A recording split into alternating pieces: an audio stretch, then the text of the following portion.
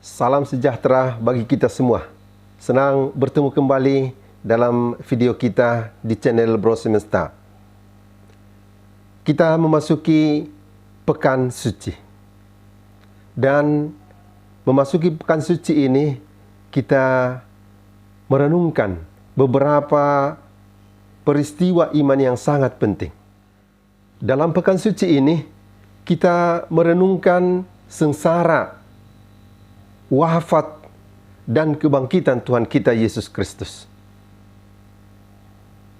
Peristiwa-peristiwa ini menjadi inti dari iman kita, karena inilah merupakan puncak dari karya penyelamatan Tuhan terhadap manusia. Mari kita mulai dengan perayaan Minggu Palem.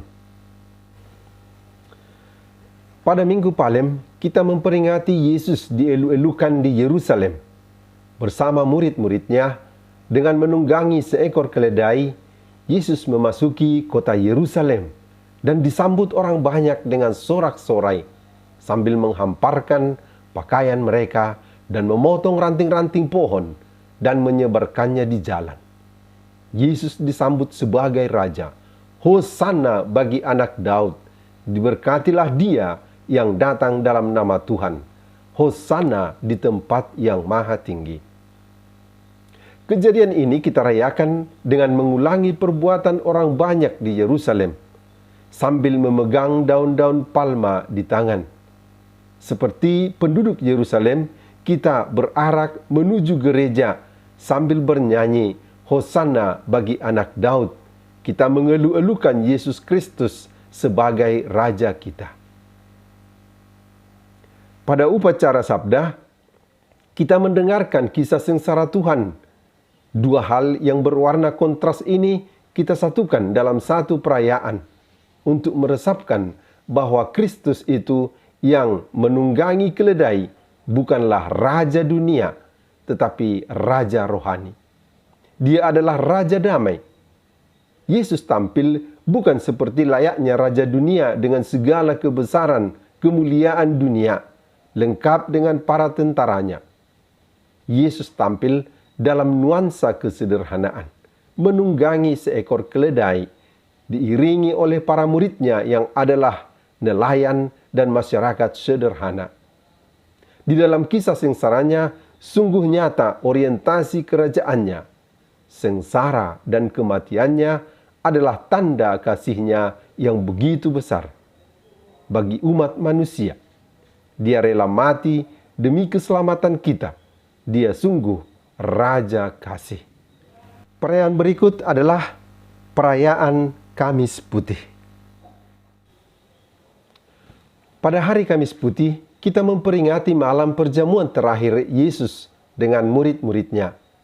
Yesus memberi teladan untuk saling melayani. Yesus memberi contoh dengan membasuh kaki para muridnya. Yesus mengajarkan kasih dan meninggalkan upacara Ekaristi bagi para murid. Pada malam ini juga Yesus ditangkap oleh orang Yahudi. Upacara pembasuhan kaki kita ulangi pada perayaan Kamis Putih. Tuhan sendiri telah rela merendahkan diri, melayani, membasuh kaki para muridnya. Maka hendaknya kita juga rela saling melayani. Kita juga menyanyikan ajakan Tuhan untuk saling mengasihi sebagai ciri khas utama bahwa kita adalah murid Kristus. Akhirnya, Ekaristi yang kita rayakan adalah tanda kasih dan pelayanan Kristus yang sangat konkret. Tubuh dan darahnya Dia serahkan sebagai korban penghapus dosa. Tubuhnya dan darahnya dalam Ekaristi Dia serahkan sebagai makanan dan minuman rohani, bekal menuju kerajaannya. Korban dan penebusannya melalui sengsara dan kematiannya di salib diulang dalam perayaan Ekaristi Kudus. Perayaan Jumat Agung mengenang wafat Tuhan kita Yesus Kristus. Pada hari Jumat Agung diadakan upacara pada sore hari. Kisah sengsara Tuhan kembali dibacakan. Yesus mati di salib, lalu dimakamkan. Maka pada upacara ini kita juga mengadakan upacara penghormatan salib. Sesudah kematian Yesus di salib, maka arti salib bagi kita bukan lagi tanda penghinaan atau kekalahan, tetapi menjadi tanda kemenangan dan keselamatan. Pada salib, Kristus mati demi keselamatan kita, maka salib menjadi tanda penebusan. Segala derita dan sengsara kehidupan kita satukan dalam sengsara dan salib Tuhan. Tuhan telah mengajarkan bahwa siapa saja yang ingin menjadi murid-Nya harus memanggul salibnya setiap hari dan mengikuti Dia. Dan kita pun menandai diri kita dengan tanda salib, tanda kemenangan Tuhan. Pada saat ini, kita juga membawa aksi puasa kita. Hasil puasa ini adalah tanda solidaritas kita bagi orang kecil yang membutuhkan pertolongan kita, suatu tanda kasih konkret bagi sesama. Pada upacara Jumat Agung, kita juga menerima komunio. Kita menerima tubuh Tuhan yang telah mengorbankan diri bagi kita. Kita menerima tubuhnya dalam komunio kudus. Itulah pemberian diri sehabis-habisnya. Tentang itu pun Tuhan telah berkata, tiada kasih yang lebih besar dari seorang yang merelakan nyawanya bagi para sahabatnya. Dalam peringatan kematian Tuhan ini, kita juga mengenang dan berdoa bagi jiwa semua umat beriman yang telah mendahului kita, termasuk para sanak keluarga, kenalan, atau sahabat kita. Mereka telah mati sebagai orang Kristen, pengikut Kristus. Kita berharap dan percaya bahwa mereka juga akan bangkit seperti Kristus. Malam Paskah. Pada hari Sabtu Suci kita kembali berkumpul untuk merayakan malam Paskah.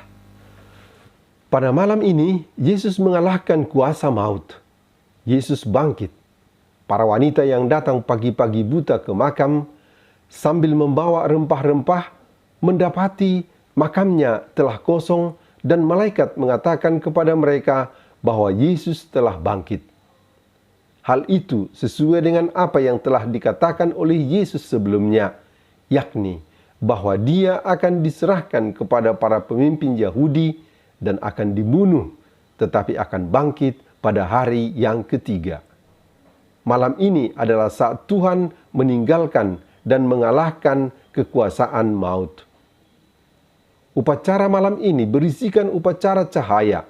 Lilin Paskah yang dinyalakan menunjuk kepada Kristus yang bangkit dari kegelapan maut.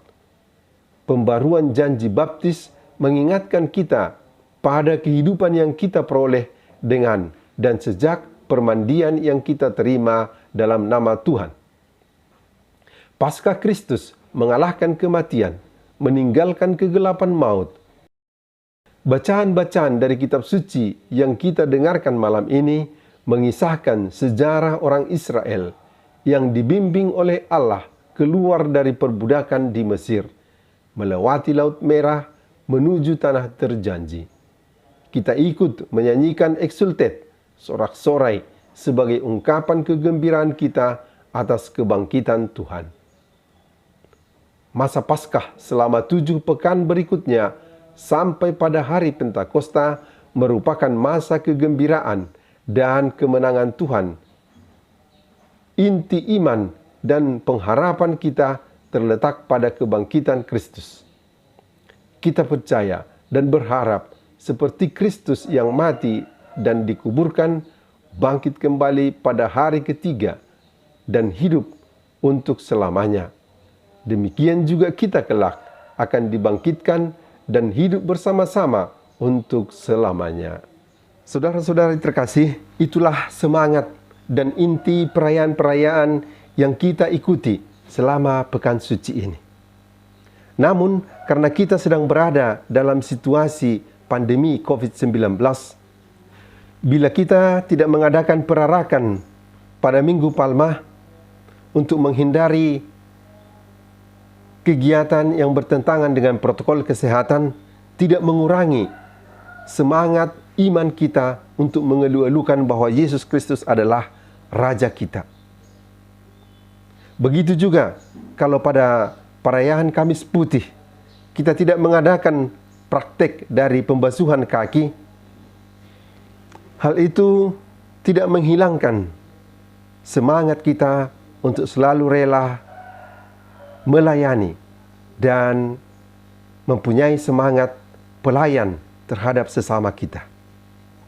Begitu juga kalau dalam penghormatan salib pada hari Jumat Agung misalnya, kita tidak mencium salib sebagaimana layaknya, sebagaimana kebiasaan kita, tetapi menghormati dengan berlutut dan tunduk tanpa menyentuh salib itu, tidak mengurangi penghayatan dan permenungan kita akan kasih-Nya yang begitu besar bagi kita. Semoga pada perayaan-perayaan selama Pekan Suci ini, kita semua tetap memperoleh rahmat dan berkat dari Tuhan atas perayaan-perayaan inti iman kita ini. Dan semoga kita tetap merasakan bahwa Allah begitu mencintai kita dan Dia menjanjikan serta memberi teladan akan kehidupan yang kekal, akan kebangkitan pada kebangkitan Paskah yang kita rayakan dengan sukacita bersama Kristus yang bangkit dari mati. Salam sejahtera bagi kita semua.